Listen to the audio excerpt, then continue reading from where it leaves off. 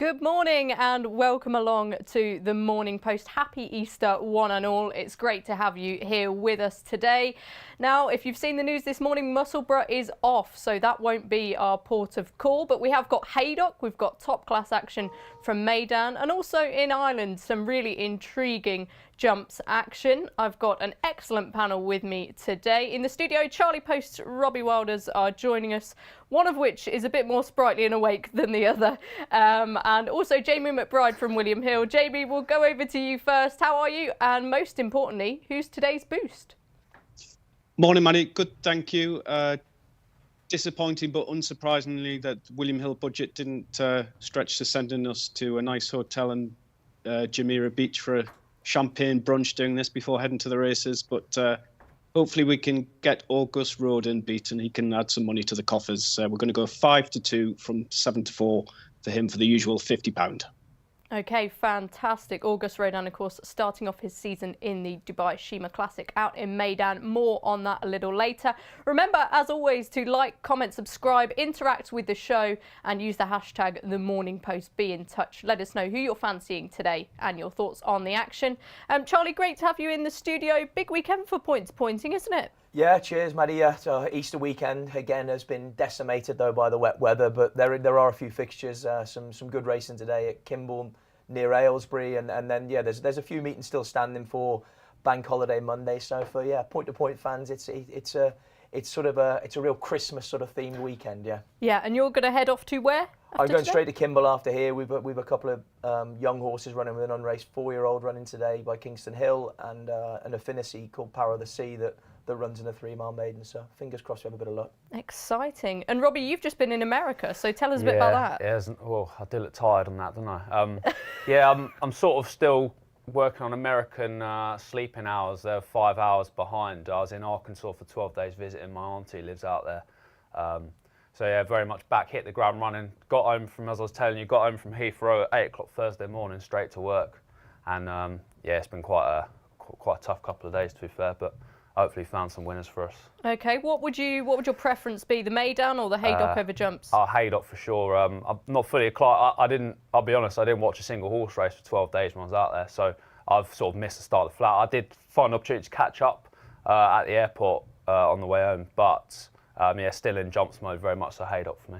Okay, it's nice to sometimes get a freshen up, isn't it, as the seasons change. Here's what we've got coming up for you on today's show. Paper roundup. We're then going to go and preview Haydock, Meydan, Irish Angle. David Jennings is going to be joining us with some views. Of course, the Irish Grand National takes place on Monday. An anti-post preview of the 2000 Guineas. We'll be getting some early selections for that first classic of the season, and then followed by our all-important naps. Let's take a look at today's paper.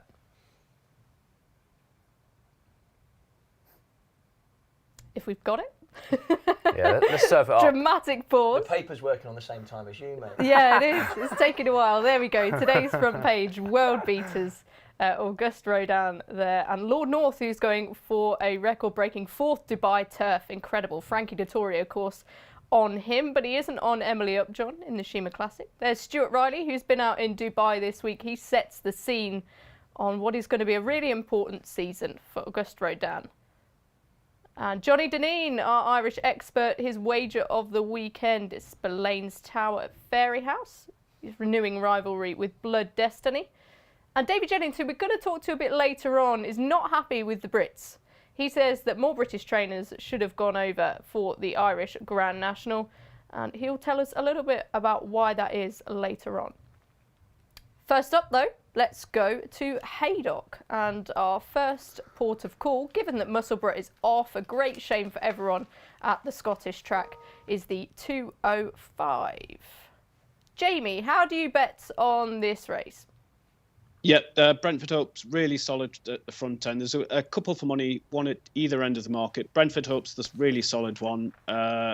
We were 5-2 on Thursdays, now it's 2-1. There's also been a bit of money for Playful Saint, but the one at the bigger price that's been nibbled at is 3 Cliffs Bay. We were 33-1 on Thursday, and now that's into 20-1.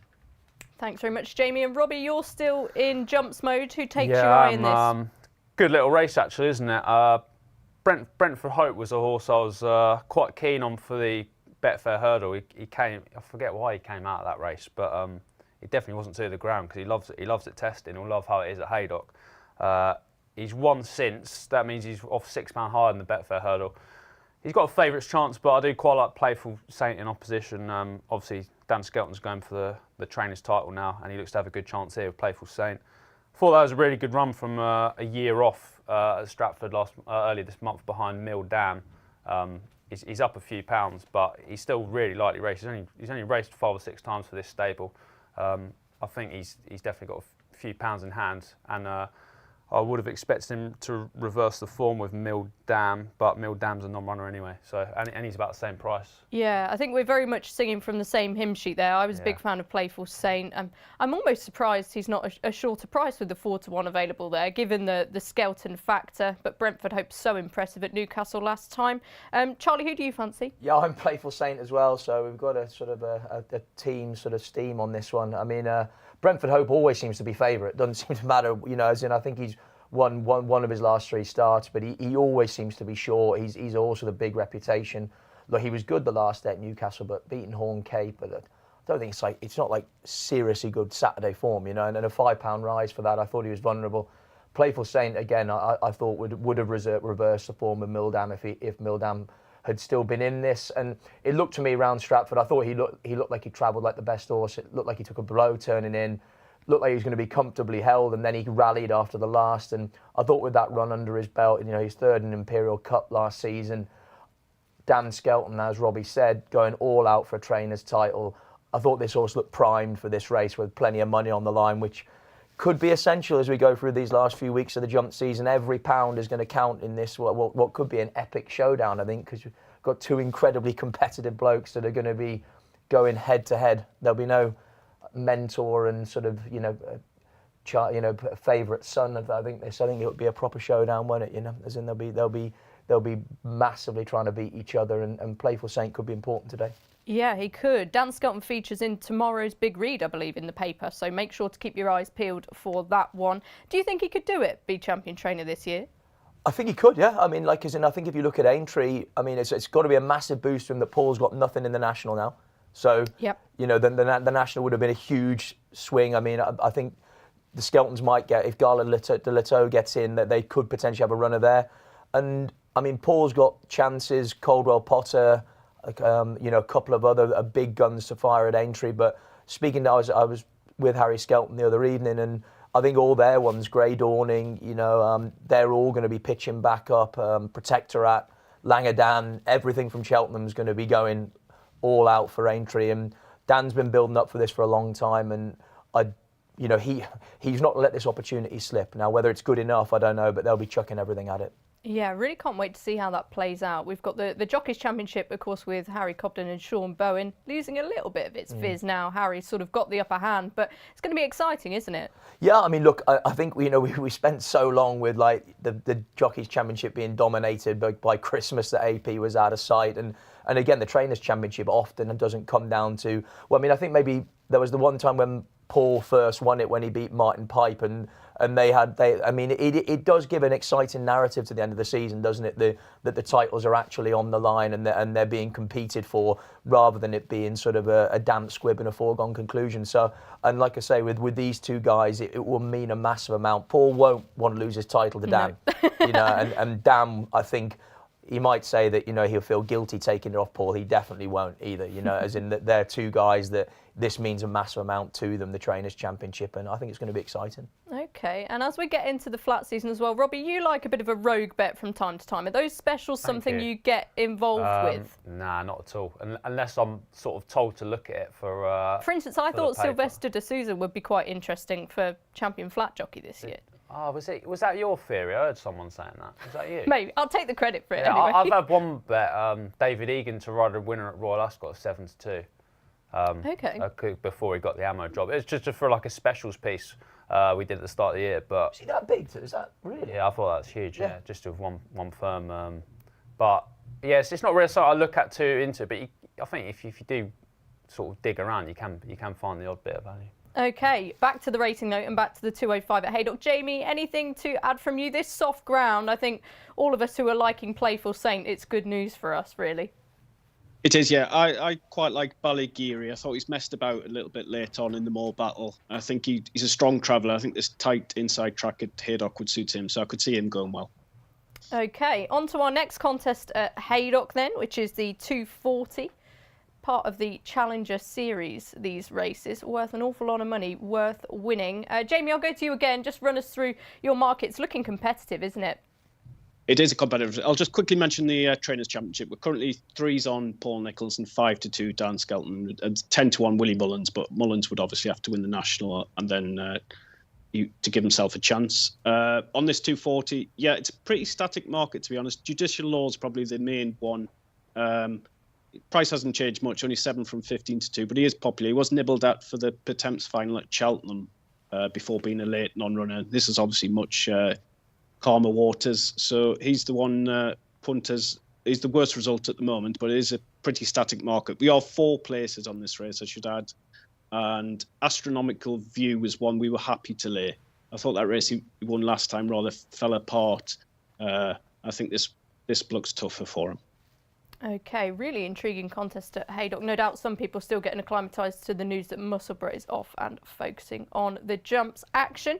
Charlie, I'll go to you first. What can you tell us about your fancy in this race? Yeah, I like Picana in this. I mean, I must admit, when I looked through the races on Thursday at Dex, he was quite a bit bigger. You know, you could sort of get 10 or 12 to 1. But yeah, for Richard Phillips, I thought it was an eye-catching return from over a year off the same mark, 1-2-2 that he won off at Warwick.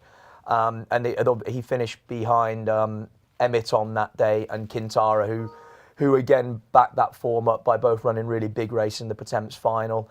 Again, if you're sort of someone that buys into bounce factors after a bit of a prolonged period off, he's been given 49 days off by Richard Phillips to make sure he's got over that initial comeback run. And again, off the same mark of 1-2-2 as he was previously victorious off.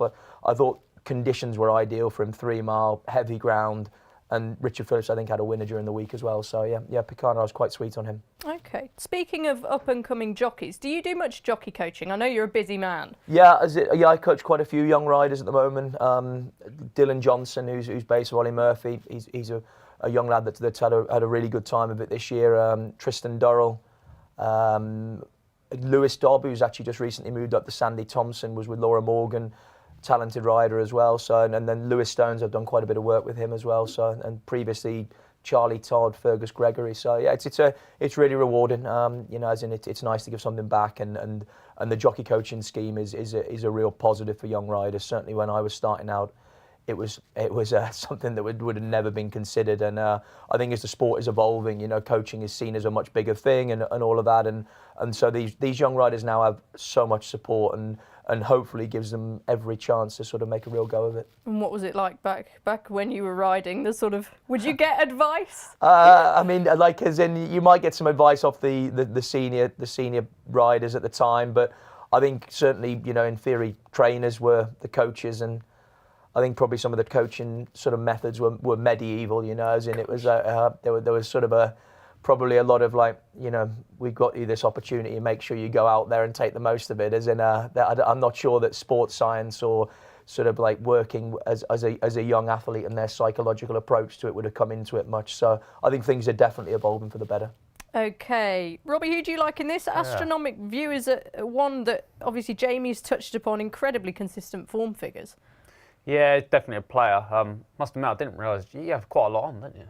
Me? Yeah. Try and fill my day, mate. Yeah. You ain't going to be short of stuff. I'm actually going to invest in an eye master. I might have a sleep better. Yeah, I don't know if the audience can see, but I've still got an eye mask printed on my face from when I woke up at 9:30. But anyway, back to this race. Absolutely echo Poste on Picana. When I looked at this race yesterday... Is that how we're pronouncing it? Picana? Well, how else would you do it, Maddie? Please. Picana? Well, what Where's about the the Y? H? What about the H? Picana. Okay. We need to go to a steakhouse afterwards, because that's what it is, isn't it? And talk about steak, mate. My plant-based tipster. Picana. Yeah, I'm a bit annoyed. I've not had any of the... It's 10-1 this. I've not had any of that. But I'd still have to play him at that sort of price, because it was such a good run on his comeback at Newbury after nearly 2 years off. A couple of years ago, this was quite a good horse. He broke the track record at Warwick on his last start before the time off, and yeah, he's just running like Grade 2 novice hurdles a couple of years ago. He's off the same mark of 122. Obviously, as Poste points out, that form's worked out really well with Emma Tom and Quintara going very well in the attempts after that. Just think he's on a good rating, and he's still, for a 10-year-old, he's incredibly lightly raced. I would hope that there's a little bit more to come, and he's probably Richard Phillips' star horse, I'd assume. So he's not going to just waste his time and throwing him in sort of Mickey Mouse races. This has presumably been his target. He's had time to get off over his last run, and yeah, I think he's the most likely winner. Okay, competitive stuff, isn't it? Jamie, who did your pin come down on in the end? I think I would probably join in with Picanha. He wasn't available at the double figure odds with William Hill. I think our first price on Thursday, the biggest we've been is 8-1, so he's one we've kept slightly on side. Fantastic. Some real old favourites in our next up at Haydock. The 3:15 Champagne Mystery, I believe, is one of the selections of our panel here. Riders on the Storm, Pink Legend, Ligurian, they've all been running around for a while now. We know them well. Robbie, I'll go to you first because I know you do fancy one strongly in this. Thanks. Yeah, I do fancy Champagne Mystery here. Another 10-year-old like Picanha, but also fairly lightly raced. And he's only run twice with Tom George. He was with Tom's son Noel before that. But it's been a couple of eye-catching runs. He was making some good late headway behind Garlaw in that really good 2.5 mile handicap on Cheltenham Trials Day. When he went via the car park. Yeah, exactly, yeah. And after that, he improved a good bit to stay on into third behind Cheltenham at Kempton. That was quite a muddling race, quite a stop-start, not loads of pace on, and he finished really well that day. Obviously, Cheltenham's gone on and won twice since. He's rated about £11 higher. So I think Champagne Mystery, the fact he's been dropped to £1 is quite interesting. And you don't have to go back too far, and he was running really good races in French Grade 2s. There was a Grade 2 at Compiègne in October. He finished 4th in, not beaten too far. So off 127 against a lot of higher rated sort of veterans, I think he's a knockout bet at 4-1. Okay, I must admit I was very interested in Riders on the Storm purely from a back class perspective and for a very shrewd operator in Richard Hobson. Jamie, run us through your market and any horses you catch your eye. Does it worry you that Robbie's all over Champagne Mystery? Not worried. No, I'm not overly worried, but it is easy to make a case for. Yeah, bothered. No. But he is one we do quite like as well. As I say, Robbie's made the case. He's been relatively lightly raced for this year, and he's been running in stronger races than this with a bit of promise. So he's very solid, but we do like him. Dubai Days is probably the main market mover, which is more surprising because he does like to take the odd fence with him. But he's sort of halved in price. There is a one non-runner, but he was 9-1, I think, after the final decks on Thursday, and he's sort of half that price now. But we're quite happy to take him on. Okay, Charlie, I'll give you the final word on this Veterans Handicap Chase. Yeah, definitely can see the case for Champagne Mystery, but I'm going to chance Topville Ben in this. You know, again, a horse with plenty of back class. He was second in a similar race to this at Aintree on Boxing Day, where he had Riders on the Storm in behind. Went over to Ireland and ran okay in a big handicap chase over there, and then looked disappointed on his latest start. But I wondered if that came a bit quick. It was less than 2 weeks after that Irish trip. 2.5 miles, heavy ground is definitely his sort of bag. He's won round the track before, and yeah, at 18-1, I thought he was an interesting win and place shout. Great, we'd like to see some bigger price fancies on this show. And from soggy Haydock to beautiful Meydan just after this. Stay tuned for our free bets offer.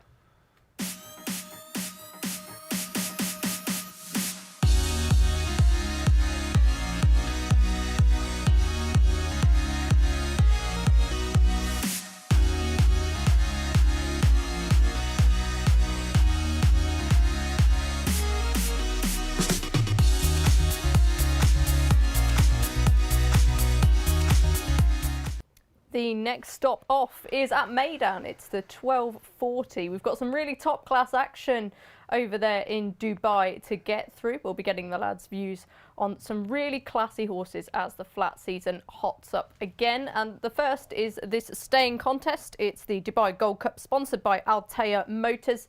Jamie, Tower of London for Ballydoyle heads your market. Tell us more about it. He does, yeah. Plenty of extra places on offer at Meydan, and this one's 4 places. Yeah, Tower London's a well-backed 11-4 chance at the moment. He was well-backed when in Saudi Arabia. He did well to overcome a bit of traffic. He does look to have very obvious claims. He's not quite the worst result, though. That is Siskani at the moment, which is, again, a position we're quite comfortable with. I think this is, and hope this is a slightly stronger renewal than last year, where he couldn't quite get the job done against Broome and below par Subjectivist. So hopefully we could get him beat. Trawlerman looks to have a very obvious chance. I would say there's a lot of deadwood in the race. I do think the winner will come from the front end of the market, but hopefully that isn't Siskani. I fancy one at a huge price, so I'm hoping he's not deadwood. He probably is. Extra places on offer for all of these races down in Meydan, so make sure to take advantage of that. Charlie, do you like the desert racing? Are you a big fan? Yeah, I mean, I'm a fan of top-class racing, full stop. So, I mean, and this is an excellent card. I mean, we're going to touch on the Sheema Classic later, and it's a vintage renewal of that race. So, yeah, I mean, again, I'm quite a bit older than you two, but like I remember sort of Cigar and that winning the Dubai World Cup, you know, for the first running of it, and I was a big fan of his, and then Silver Charm and horses like that. So it's always been a meeting that I've kept an eye on, and again, this Gold Cup, I would agree with Jamie. I think this is a better renewal than last year. You know, as in Siskani, as he says, couldn't get the job done last year, and I'd struggle to see it today. It's a trappy race with Coltrane, Eldarov, and Trawlerman, etc. I mean, again, that's going to be interesting for Kieran Schumacher. You know, a big day for him. You know, first sort of real high-profile rides for John Gosling. Do you know him well? I do. I'm great mates with his brother Connor, who used to ride over jumps. So I know Kieran a bit, you know, as in, and I think we all know he's been through his sort of troubles, and massively admire the way he spoke out so openly about all of that. And he's bounced back, a really talented young rider that, like I say, has come back better than ever. And this is a huge link-up for him. And with Emily Upjohn and Trawlerman, the sort of first high-profile rides for him in this new role with the Gosden team. So fingers crossed. It's not an easy ride, though, is he, Trawlerman? He's not, and like he's drawn 16 as well, isn't it? So it's going to make things tricky. So this, I suppose, if Kieran does get it off to the best possible start with a big winner on this night, it's going to be a massive feather in his cap and probably give him heaps of confidence moving into the sort of British turf season. For me, though, I'm not with him in this. I like Eldarov, you know, as in I know he's got to prove completely conclusively that he gets a 2-mile trip, but I just think he's a classy horse. You know, his win in the Irish St Leger last year was very impressive.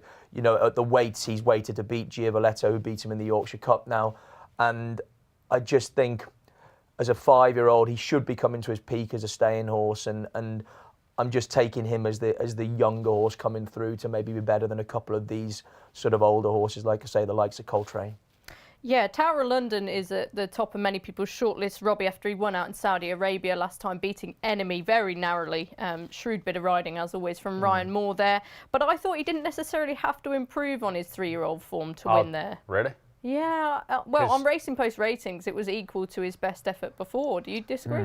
Questionable from Johnny Pearson, that I'd say. I thought that was a massive improvement. When I looked at this market, I couldn't believe he was favourite, because on sort of last season's form, I know he was 4th in like the St Leger and stuff, and he was beaten in the Irish Cesarewitch, wasn't he? But I thought that was a huge step forward myself at Saudi Arabia. This is going to way harder, though, isn't it? Do you think the pace of that race as well? Like they went crazy, didn't they, in Saudi? So I think so. Yeah, that's one way of saying he was possibly flat, but he obviously didn't have the best trip round, and he has got a wide draw again.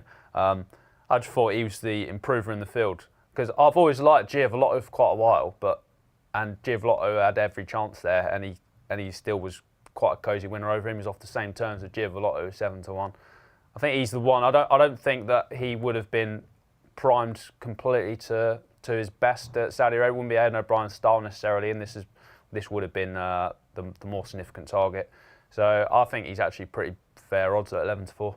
Okay, I'm going to probably embarrass myself now and give a mention to a horse that's not on the graphic and never will be, because he's a very big price. We'll check what price exactly with Jamie in a moment. But Sea Stone, runner-up to Tuscany last time out, and that was a really eye-catching run. Didn't get a clear passage through.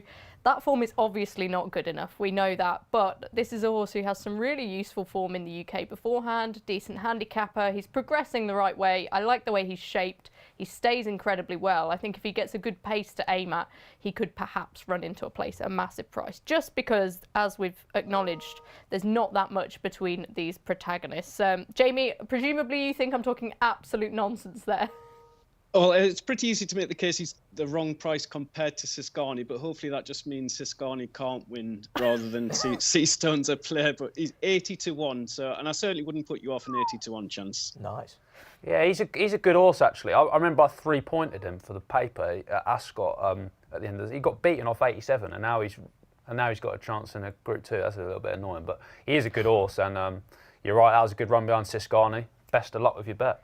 Thank you. We'll certainly give it a go. The 310 is our next port of call. It's the Dubai Turf, and we could see a bit of history here as Lord North and his old ally Frankie Dettori go in search of a 4th win in this race. Quite remarkable, really. He's not been seen since winning it last year, but he doesn't top the market. Who does, Jamie? It is Doe Juice, who's 130 favourite in an absolute cracking race, this one. 4 places again. Cases can be made for most of them. Like I said, really top-class renewal. Doe Juice been a little bit lukewarm, which I'm surprised by. I'm a big fan of the horse, and I've always thought this kind of trip suits him better than 12 furlongs. So he's one I'm really keen on. I'd also say, going back to Lord North, he's another one we're against. Again, rather like Siscani, I think this is just better renewal than the one he's been running in the last couple of years. I think he'll probably have to run to a higher level at 8 years old than he's done in the previous 2 years. I think it's a huge ask. So we're against him. And I would just give a honourable mention to the Hong Kong form I'm quite keen on. Voyage Bubble is probably the best of them at around 15-2. I could see him going close. But if you like him, you'd also have to like Straight Aaron at a big price, 33, because he's not that far behind him. 33-1's a big price him, I think. But yeah, cracking race. I don't think Straight Aaron's been able to show what he can do in Hong Kong. He's been unlucky a couple of times, and if he can get a decent pace to aim at here and a clear run through, crucially, he could run a decent race. Just on Lord North, Charlie, you know, you're someone who is around horses all the time. How much of an achievement is it to get a horse of his character and horse that's had his problems over the years to a meeting like this for 4 years and potentially a 4th one coming up? Huge. I mean, never mind, you just to get a horse to turn up for 4 years on the bounce, like you say, is a massive feather in the cap of one, the horse and his constitution, and 2, John Gosden and their operation at home. I mean, and to win it 3 times on the bounce as well, and come here on a 4-timer in a top class international Group 1, I think is an amazing thing for this horse. And you know, I mean, 2020 when I think he won the Prince of Wales at Royal Ascot or something. It seems it's an awfully long time ago in flat racing, isn't it? You know, an 8-year-old, and so I think you end up being drawn to these sort of horses, and it is a better renewal potentially this time around. But his profile coming into it's the same, isn't it? You know, that sort of narrow defeat on the all weather in the UK, and then out here, Frankie on board. Yeah, I mean, if you're into sort of romantic stories, it kind of has all the ingredients of it, doesn't it? So it's best of luck to Lord North. I think it's going to be very interesting. Yeah, no doubt Stuart Riley, our journalist out there, will be hoping he can notch that 4th victory. It's a really deep race, though. Obviously, the Equinox form, Japan's great horse last year, represented by De Juice, who chased him home a couple of times. He has been in and out a little bit, though. You've got the Godolphin's up-and-coming charge, Measured Time, who won the Jebel Hatter last time. Nashwa's in there, Luxembourg's in there, the Hong Kong horses are in there as well. Robbie, who do you fancy? Yes, the horse I was drawn to is not on the on that graphic. It's Facteur Cheval at 25-1. Now this horse was second to Big Rock in the QE2 when last seen. I think that was the performance of the entire flat season from Big Rock. He ran the last 6 furlongs quicker than Art Power did in the sprinter on that card. Insane performance. Facteur Cheval was a clear second best that day. I think that represents a top-class piece of form, and although the ground was obviously heavy, he has got plenty of form on sort of good soft at Longchamp, which is essentially like fast enough anyway. I don't know. I mean, often it's the French style to sort of throw a horse in as a prep run, and that's the concern, that this is the prep run for something else. But it's worth a hell of a lot of money, and I wouldn't be surprised if this has been a target for Facteur Cheval. I think he might just be coming to his own this season. He's got form that ties him with Paddington at Goodwood last season. Thought he was the one that potentially missed in the betting, Maddie. Okay, big price as always for the anti-postman. He's back in the building to give us his best bets. Charlie, just confirm your selection. Yeah, I'm going to go with another sort of, well, he's not an old favourite, but Luxembourg I thought was interesting. He was disappointing in Saudi on his last start, but he was up with the pace, which didn't really suit a lot of horses at that meeting. Before that, he had the Group 1 second in Hong Kong to Romantic Warrior, which is a real strong piece of form. He hasn't run over a trip this short, I think, since he was second to, or was his third to Caribus in the Guineas. But I think under an aggressive ride from Ryan Moore, he's drawn 3. With that run under his belt, you'd wonder whether Aidan was using him to tee him up for this big prize. And he's just a real globetrotter, isn't he? For a horse, I love these sort of horses that travel around and they always bring it, even if they're not winning. And I thought Luxembourg at 8-1 was an interesting play in this race. For all that, Duduche is a really strong favourite. He is, and we've already heard that the boost is on Auguste Rodin, and that's where we're going to go next. It's the 4 o'clock at Meydan, the Longines Dubai Sheema Classic. Of course, the sensational winner of the Derby, the Irish Champion Stakes and the Breeders' Cup Turf last season. Can't wait to see this horse back on track, but he has a really creditable rival in the Triple Tiara winner from Japan, Liberty Island. She won the Uri McKinnon when last seen, and this is looking like a red-hot contest for them to resume their seasons. Jamie, talk about the movement in this market. Yeah, Auguste Rodin's been a sort of hero or villain for us all last year. He was a villain for us in the Derby and the Leopardstown race and the Breeders' Cup, but we got some money back in the King George and the Guineas. We're against him today. But he has been really strong, surprisingly strong to me. I don't see his form being so far ahead of some of the others that he deserves to be 7-4. But he's been really well backed in the last 48 hours. I think we beat 11-4. I think it was on Thursday after the draw was done. But yeah, really strong to my surprise. And we'll be hoping the Japanese contingent come to the rescue. Like you mentioned, Liberty Island's probably the main one. But I do think Stars on Earth and Justin Palace are only just behind Liberty Island. And at the price, I backed both of those double figure odds. I think the price differential was just too big. And I think they're both not far off Auguste Rodin, if they are behind him at all. So I like those two. Another one to mention is Spirit Dancer. He's just been incredibly popular. I don't know whether it's just because journalists make a big thing of Sir Alex Ferguson knowing him after his international victories, but I'd be staggered if he can win this. But he is incredibly popular, and he's the second worst result behind Auguste Rodin. Interesting. These footballers have such a passion for racing, don't they? We saw that at the Cheltenham Festival. Spirit Dancer for Sir Alex Ferguson. Been in great form out in Saudi. Charlie, what would you like to see from Auguste Rodin this season? There's suggestions that he could be this new immortal for the Ballydoyle-Coolmore team in the mould of a horse like Galileo. Do you think he can do it? Look, as in, I suppose they're looking at it more from the breeding potential with him being a deep impact, as in it's important for them to generate another sort of super sire. And he has the profile, doesn't he? When he was good, he was very, very good last year, wasn't he? But he comes with risks attached. And I kind of agree with Jamie. I think 7-4 is short on even the peak of last year's efforts, would you say? My concern was maybe first time out wasn't the time to catch him necessarily, and we saw how things went awry in the 2000 Guineas last year. So that was my concern against such a high quality filly like Liberty Island. Yeah, I completely agree with you. But then I suppose you've got to, they're keeping him in training. I would imagine the boys, as Aidan refers to them, have made this this needs to work out this season. So I suppose you're thinking on the back of that Aidan is going to bring him here completely primed, Robbie, wouldn't you? Yeah, I'd have thought so. It's just that concern, isn't it? Sort of first time out, and he either seems to win or just run no race whatsoever.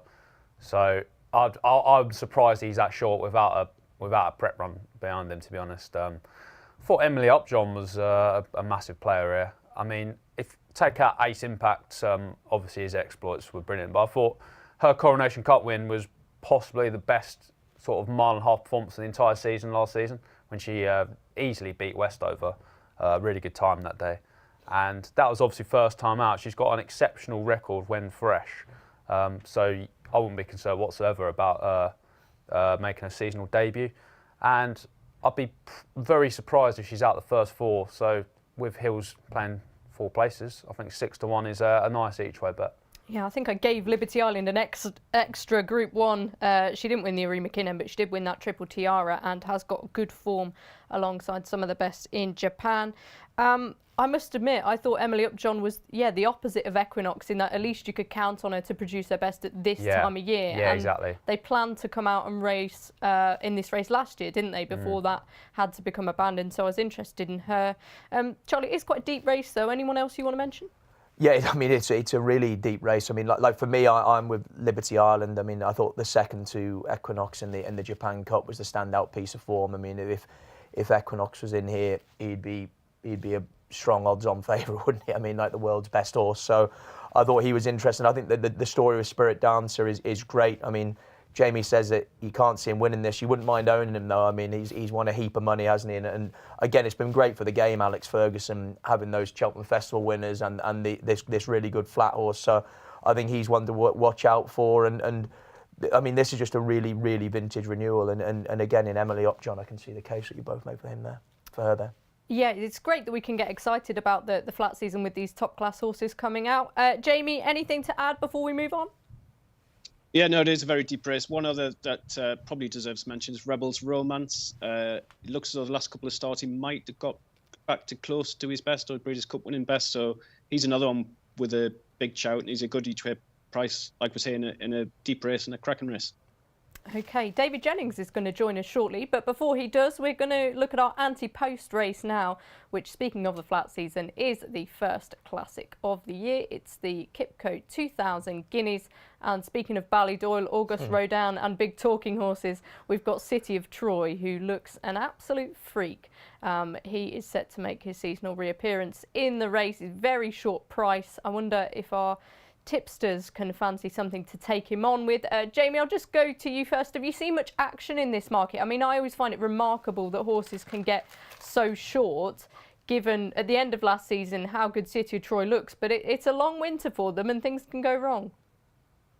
It is, yeah, but sadly we have seen a lot of action because he's a terrible result. We were 20 to 1 after his winning debut, which became 7 to 2 after his impressive win in the Superlative, which then became 5 to 4 after his Dewhurst win. And to be honest, we are still laying bits and pieces of the 4 to 6. It's disappointing that maybe the best opposition comes from within, and the likes of Henry Longfellow look as though they're going to avoid him and go to France or wait for Ireland maybe. So it could cut up, and to be honest, I could see him going off shorter than 4 to 6. Wow, that's an incredible prospect, isn't it? But he is an incredible horse in prospect. And Connections even saying they might fancy a tilt at the Travers Stakes or something like that on dirt. Of course, he is by Justify, who's their new superstar stallion, the Triple Crown winner himself. City of Troy, Charlie, now we've had some time to reflect on what he did last year. How impressed were you? Yeah, I mean, like, I don't think you'd say anything new. Like, I was seriously impressive horse, isn't he? I mean, like you say, with the Justify connection as well, who looks so exciting as a stallion. I mean, trying to pick something against him at this stage of the year, it's tough, isn't it? It really is tough, isn't it? I'm more looking at this and just thinking, I cannot wait to see City of Troy back out there. You know, when you're talking about Aidan mapping out these ambitious campaigns that could potentially, I think he's mentioned, maybe end up in a Breeders' Cup Classic at the end of the year, which it'd be kind of phenomenal to see, wouldn't it? As in that it's been muted before. I think Galileo had a go in a Classic, didn't he, and stuff like, you know. As in Plenty of very good turf horses have tried going into the dirt, haven't they? And it's not easy. I mean, as we know, I mean, I suppose the one thing in his favour is he is by Justify. So you're thinking that maybe he has got the capacity and the potential to switch over and be as effective on dirt. It's really exciting. I mean, looking down through that list, Rosalian, again, Richard Hannon was very positive about him the other day, wasn't he? I mean, again, Blue Point champion first season sire, so it's great for him as an emerging stallion to have a genuine classic contender. And again, I thought he was exciting. I mean, Night Raider at 10 to 1, just I couldn't have any interest in that now. I mean, I think purely because the all-weather. Yeah, angle? I mean, just surely if you're looking at City of Troy and Rosalian, who are genuine Group 1 horses, I mean, Night Raider's got it all to prove, hasn't he? I mean, it's very much on reputation. And as Jamie said, Henry Longfellow, I think Aidan was saying the other day, is likely to go French Guineas, isn't he? I think, and possibly avoid his stablemate. And I suppose if Meydan turns up with one representative in this, it probably tells you all you need to know about how strongly they fancy City of Troy and how much that they believe that he potentially could be the one. I wonder what sort of field we're going to be looking at for this 2,000 guineas. Robbie, I want to throw to you on City of Troy again. Some people saying he's not the biggest horse. Would that concern you that he's not got that much more scope to improve? Possibly, but I guess Justify and his dam didn't come into their own until they were sort of 3 years of age. So, I mean, his ceiling is obviously... I mean, he probably wouldn't need to improve anyway, to be no, honest, would exactly. Just, like obviously, I agree with what you're saying about whether he has the same physical scope, but the Guineas is so early in the year. Yeah. Like, yeah, you need to be. Do you know what I mean? As in, it maybe is a race for horses that are precocious and ready. Don't they call it the last big 2-year-old race Exactly, of the season or yeah, something like that? yeah. Yeah. Yes, I've had a bet on Rosalian a couple of months ago at 12 to 1. I'm glad that Aidan's declared his intention to only run City of Troy. I think that gets rid of a lot of the opposition for the place money. But obviously, he's got an almighty task in his hands to beat City of Troy. I did think though, Rosalian, when the ground is quick, he is a top class performer. That Ascot race he won, the Pat Eddery Stakes, he won that so easily, and the horses he beat just kept on winning Group 1s, Group 2s. Al Musbak, Ancient Wisdom, Al Yanabi, Dancing Gemini, Sunway, all subsequent group winners, and he did it really, really comfortably. I don't think it's a great Guineas. If City of Troy, for whatever reason, doesn't perform, I mean, Aidan's obviously had horses at short prices get beaten in this race before, August Rodin, for instance, last season. If he doesn't show up to his form, I think Rosalian's going to be bang there, and he's probably the one that I'll be shopping around on the day to get a sort of more better place terms at that sort of price. Okay, I thought Ghostwriter for Clive Cox had shaped very nicely so far, unbeaten in 3, and I know that Tom Siegel put up Iberian, didn't he, in his anti-post price-wise column. Charlie, I mean, if you were looking for another horse to run or who you think could be a bit of value, who would it be? Yeah, I mean, Ghostwriter is definitely interesting. I mean, as you say, I mean, he won the Royal Lodge, didn't he? You know, as in, so he's proven form over a mile already. You're soft ground. You know, there's every chance he's going to go up in distance throughout the season. But I mean, the way the weather's looking at now, you might want a horse that potentially is going to stay further in this Guineas. You know, so and again, I think it's great for Clive Cox. You know, I think I read a bit in the paper the other day. When you look through all those good horses that he's trained, you know, that they've all a lot of the horses he ran in the Guineas, it's been like a chance, but they're almost always going to be dropping back to sprint trips. So for him to have a genuine classic contender, I think adds a bit of spice to this, you know. And I suppose the market is formed with City of Troy being so short. I mean, we're saying it looks an ordinary Guineas. It could be a really, really good Guineas, but it could just be an exceptional horse at the top of the market, if you know what I mean. As in, I'd certainly be more excited about it this time of year than certainly we were going into last year's. Yeah, and do you think he could be a Derby horse too? Who? City of Troy. I mean, on pedigree, I don't see why he can't be. I mean, this is the joy of it all, isn't it? At the moment, everything is possible to him. You know, as in, like we're talking about him being, you know, Guineas, Derby, Breeders' Cup Classics. You know, the dream is still alive, isn't it? And this to me is what makes this part of this time of the year so exciting. Is it's all in front of them, isn't it? Right now, you know, as in, the dreams are still there, and fingers crossed. You know, for me personally as a racing fan, I'd love to see him bolt up in the Guineas, and it kicks everything off, and it keeps that intrigue about how good he could be. Whereas if he goes and gets turned over, I don't know, it just pops the balloon a bit. Okay, City of Troy, one of the most exciting horses we've seen for many years. Robbie, who are you excited for seeing this flat season? You got your eye on anything? City of Troy, obviously, as we've obviously alluded to. It's a bit harsh, that you have from me. stumped me because I'm still feeding my way back in. Okay, then let's. What about a division? Give me some names, and I'll tell you if I'm excited or not. Yeah? What about a division then, like sprinters, Commonwealth Cup? Is that something? Sprinters all beat each other. Okay. Long distance races the same? No. You say a horse, and I'll say if I'm excited by him. Gosh, now you're putting me on the map. Now you know how it feels. What about the 1,000 guineas? 1,000 guineas. Who have we got in that? I've not studied it greatly. This is terrible. Please. No, it's all right. Charlie, I mean, I'll go to you instead on sort of the flat season. I think it's going to be a season of a lot of changes. We've got Sylvester de Sousa back in the country, I mentioned earlier on. You've got Frankie staying in the States. We've got Kieran Schumacher, as we said, in that new role. Seamie Heffernan's left Ballydoyle. there's lots of movements going on.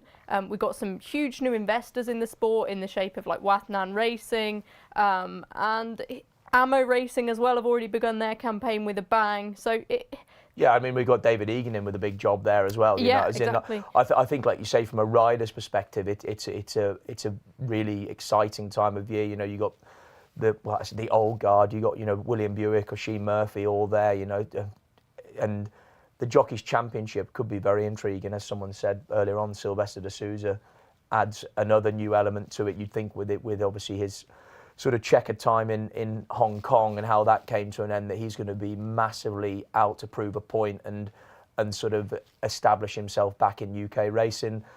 You know, we then got Holly Doyle, whether she can actually mount a credible charge on the Jockeys Championship. You know, phenomenal ride that she is. Big ride for her this evening on Nashua as well. So I think it's an intriguing campaign, and from, like I say, from a point of view of the riders, Billy Loughnane as well. I mean, can we see if he can kick on from Champion Apprentice? He's had a really good all-weather campaign, hasn't he? So it's that side of things are very exciting, and we're dealing in a post Frankie Dettori era, aren't we? I mean, not quite retired, but I'd say we'll definitely see him at Royal Ascot. But we will, won't we? 100%. Yeah, I mean, like, as in the whole thing. I mean, it's a bit of a bloody circus, isn't it, in its own way? Because it was inevitable, wasn't it, that was going to happen? But I think we need some people to step up and take on that mantle that Frankie had. You know, whether you love him or hate him, he was the first name on everyone's lips when it came to British horse racing. So there's a big opportunity for someone to stand up there and be that sort of character and that sort of poster person for British flat racing. So it's really exciting from that perspective. It is. I'll apologise to Robbie now, because you could tell that I was blatantly trying to fill time there as we wait for David Jennings. We didn't do very well. DJ, are you with us now? You are. You can blame two young kids in a playground. That's my excuse. I could not get her off the slide. I was like, I have to go. Come on, I have to go. Couldn't get her off the slide. She won the argument as usual. I never win these arguments with the kids. Sorry about that, lads. No worries, DJ. Let's talk about Fairyhouse. Tomorrow, of course, 2 Grade 1s, a big field, and Willie Mullins has got 10 of the 18 in the Honeysuckle Mares Novice Hurdle. Just sensational, really. Yeah, and I see she's had a baby this morning as well, or last night Honeysuckle has, which is obviously big news.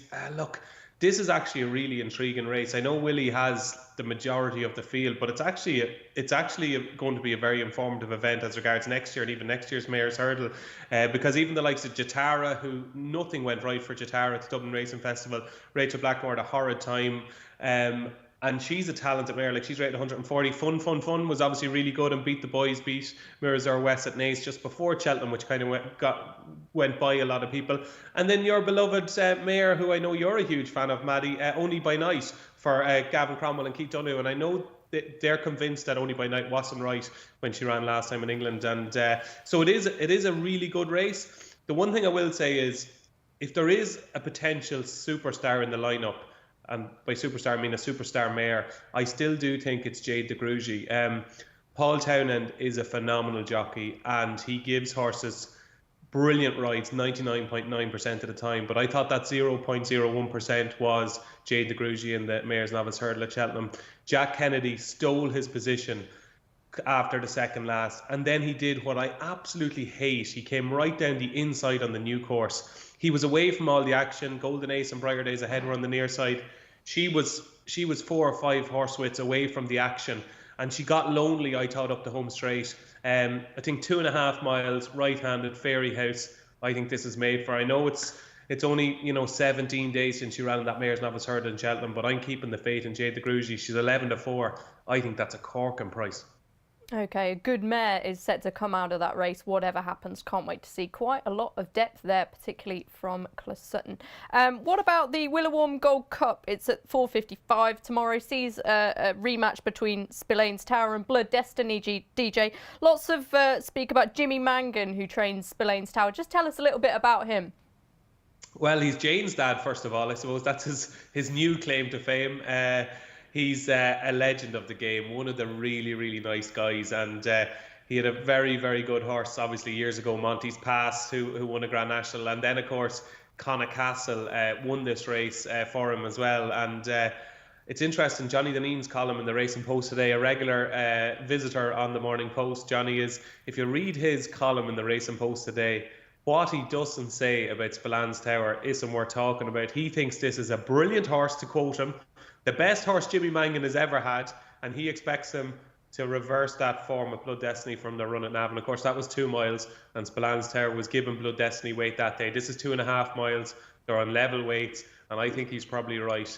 I don't think you can really trust Blood Destiny. I think he's a little bit in and out. Obviously, Spillane Tower beat him at Naas, and then Blood Destiny beat Spillane Tower at Navan. I think the score will be kind of 2-1 to Spillane Tower here. I expect him to be well backed as well. I think he'll go off favourite Spillane Tower, and I'm hoping it's another big win for Jimmy Mangan, because you certainly won't meet a nicer fella in the game. Fantastic. I'm going to give you a chance now to get on your soapbox, DJ. In your column this week, you were lambasting the British trainers, saying, why aren't you coming over to the island for Monday's Irish Grand National? Just tell us why that caused so much frustration in you, and why you think they're missing a trick. Yeah, you always know you're in trouble when you get a message from Paul Nichols at 6:30 on a Saturday morning. It was like, oh no. But Paul saw the funny side of it, so we're all okay, I think. But look, this infuriates me, and I was only actually chatting to Tom Siegel this morning about it, and he's right. There should be a chance to actually enter a horse at a later stage. It shouldn't be an early closer. And I do think with a race like this, there's this kind of philosophy out there that Ireland are just dominating everything, and every big race there is, Ireland are going to win, so what's the point kind of thing. But when you actually look at the nuts and bolts of this, and you look at the state, certainly the handicap chases at Cheltenham, like it was a British like whitewash almost in the handicap chases, apart from the Kim Muir, where I know the way you're thinking, obviously is probably a Gold Cup horse running off 145, but I think they had like 5 of the first 7 home in the Ultima, maybe 5 of the first 8 home in the Plate at Cheltenham as well. Obviously, they won the Grand Annual, and they had the second as well. So the handicap chases in particular, Britain are pretty good at it. Matara came over and won at the Dublin Racing Festival for Sophie Leach. And I just see the Irish Grand National here, and there is a chance that the highest rated horse in the Grand National Easter Monday, I haven't seen the final decks yet, which I will in a second, but there is a chance that the highest rated horse in the Irish Grand National is rated 146. If you were rated 120, you would get into the Irish Grand National. There must be trainers in England going, oh my God, this is €500,000 in prize money. I've got a horse rated 130 who I think is really well handicapped. Why did I not go for the Irish National? And it is like a massive race over here. It's a big occasion at Fairyhouse on Easter Monday. And I just think at times maybe some of the British trainers needs to think a little bit outside the box. It was close to Cheltenham this year. We only have, the guts of 2.5 weeks. Maybe somebody should have realised, okay, maybe Willie is not going to bring all his big guns to Fairyhouse for the Irish Grand National. Maybe it won't be dominated by Gordon Elliott, Willie Mullins or Henry de Bromhead. Henry has never even won the race before. Why not have a go at the Irish National, like Shut the Front Door did, like Desert Orchid did once upon a time?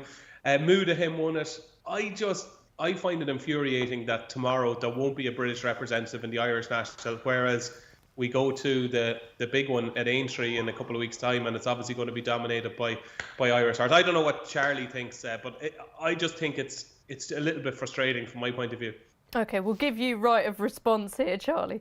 Yeah, I think DJ's right. I mean, like the whole Cheltenham narrative of the Anglo-Irish thing drives me nuts, because I just want to see good horses. But like, this is a big pot. It's a lot of money. I mean, I remember Bob Buckler winning it with Niche Market a few years ago, DJ and stuff like that. So yeah, Barry Skelton. Yeah. Yeah, exactly. And so I think for sure, when we all moan like hell about prize money, like this, as he said, it's a race where you can get, I shouldn't say an ordinary horse, but you can get a pretty standard sort of racehorse into this, into the handicap, into the weights.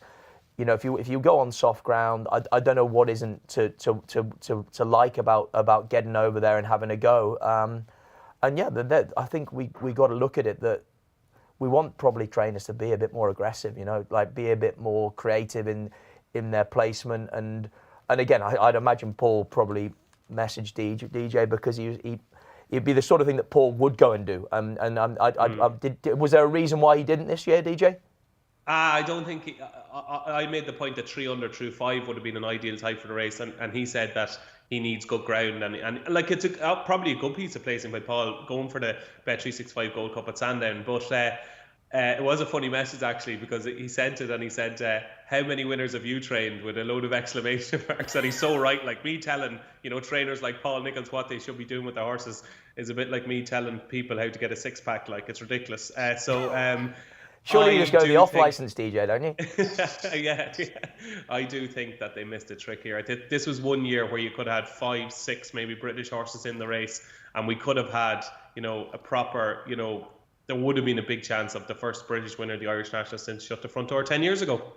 I think it kind of does matter where horses are trained though, because if Irish horses are winning absolutely everything, and particularly if that dominance is concentrated in one area, i.e. Willie Mullins, that's not offering a compelling sport, is it? No, but like I say, so you've immediately hit the nail on the head. What we've got here is a Willie Mullins domination for me, rather than like an Anglo-Irish issue. And so, but I think that all comes down to supply. And at the moment, Willie has more money, bigger owners, and he has a better ability to get hold of these horses. Most of his Grade 1 winners were never on the open market, so I think there's another factor with that. But certainly, if Willie's dominating at the top table, and there's the sort of money on offer at Fairyhouse. I mean, Ollie Murphy's taking Brewing Up a Storm over there I think he goes on Monday in the 2.5 mile graded hurdle. So it will be interesting to see if British trainers start to look at that and go after some of the prize money. Again, Sophie Leach, as DJ said, with Mardara, won a big pot at the Dublin Racing Festival, being creative, going over there and chasing the money and sort of handing it back to the Irish a little bit.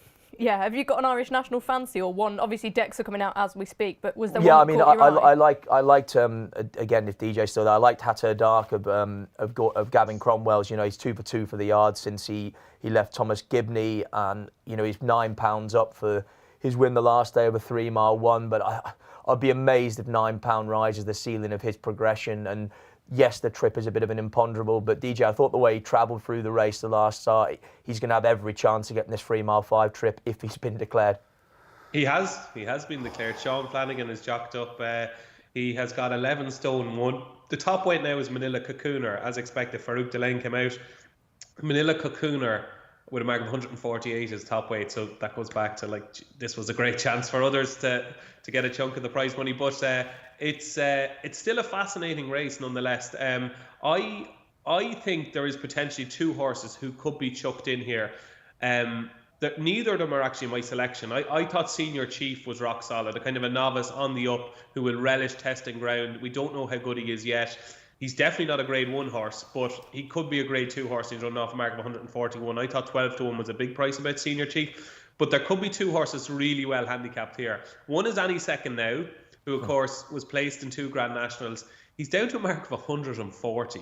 I know it was a British mark, but I think the last time he ran the Grand National was off a mark of 167, which was only 12 months ago. So it is an extraordinary plummet down the handicap for Any Second Now, who on his day is a really, really talented horse. And I think he could potentially be a big player if he comes back to anything like his previous form, and he'll handle conditions. He loved the track. He's won a Bobby Joe at Fairyhouse.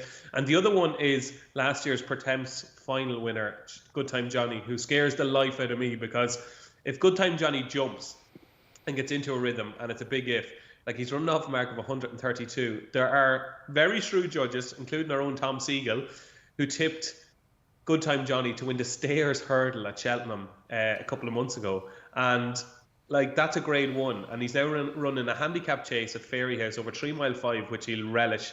And he's running off a mark of 132 with Philip Enright aboard. I'd imagine to be a huge plunge on him. I think he was 16 to 1 yesterday. I'd imagine he'll go off 5 or 6 to 1. But they're the 2 I'm really afraid of, Good Time Johnny and Any Second Now. But I like Senior Chief. Is Yeah Man still in there, DJ? Yeah Man is still in there for Keith Donoghue, chasing his first national. He has got 11 stone 4 and another that will absolutely adore conditions, because he ploughed through the mud at Haydock last time. Yeah, I really like Yeah Man. I thought he was a very well handicapped horse before Haydock. Think he could still be. Robbie, just before we go to Jamie, did you have a fancy in the Irish Nash? Yeah, I did. I think Nick Rocket is probably a Grade 1 horse. He got a bit of Iron Maximus about his profile. Obviously won last season, but he might even have had a bit more class than Iron Maximus at this age of his career. He won the novice hurdle Grade 2 by 15 lengths on this card last season. And he's only running 3 chases. He's been putting up RPRs in the 150s. He's off 146 on his handicap debut. Just feel like if he was trained by any other trainer, he'd have gone for like the Brown Advisory or National Hunt Chase, but he didn't. He's been kept back for this. I think he's definitely on a good mark. The problem will be what sort of price he opens up at, because Townend's aboard him and he's obviously trained by Mullins, but I have little doubt that he's much better than the mark of 146. Whether that'll be enough, whether he'll stay, we'll find out. But he was the way I was looking. Get the case about Good Time Johnny. I think if I could get any sort of double figures about him, then that would be very interesting, because it's all about a jumping for him, because he's obviously on a good mark in his hurdles form. But I'll stick with Nick Roquette for my selection. Yeah, I must admit he was a long-term fancy for me for the National Hunt Chase. That is, of course, on Monday. It's the 5 o'clock Fairy House, the Border Sports Irish Grand National. Jamie, over to you quickly. Do you have a selection? Have you seen the decks? I have seen the decks, yeah. We've managed to turn it around. We've got betting's just gone out. We're 6 places on the 21 runners. Nick Roquette's the 4-1 favourite and 6-1 in 10 Traffles. 17-2, a couple of the selections, Senior Chief and Heart to Dark. 9 Year Man, and then double figure odds the rest. I'd give an honourable mention to Where It All Began. Looks like Jack Kennedy's chosen him. Backed him in the Kinmuir.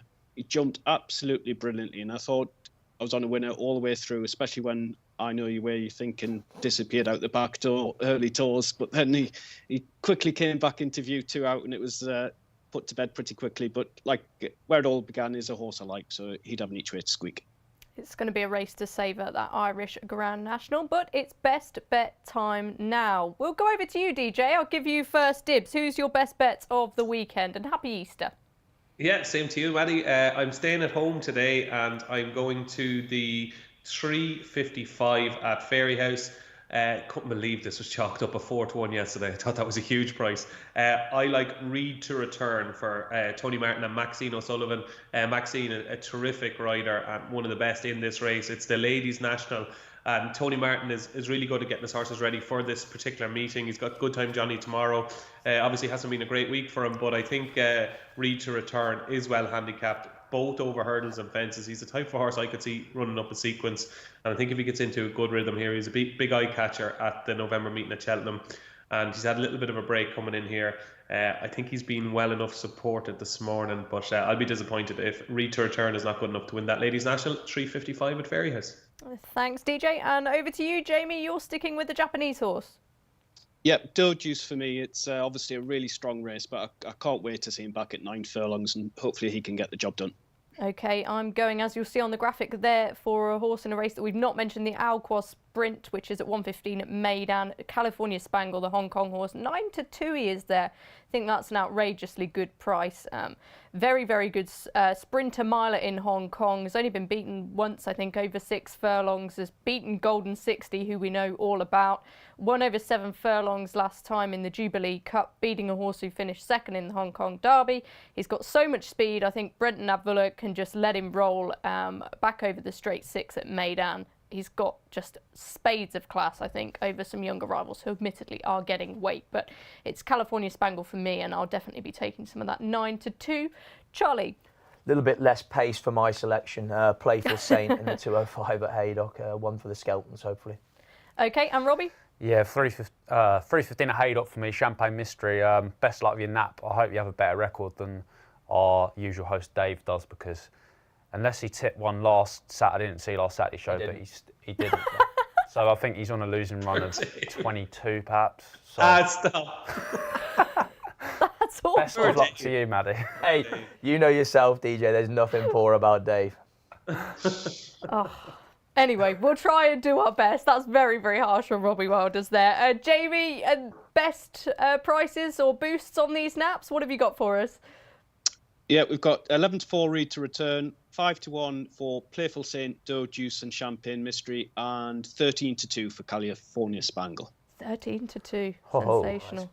Well, look, whether it's flat racing, jump racing, international racing, whatever you're into, make sure you enjoy it over this Easter weekend. That's all we've got time for today.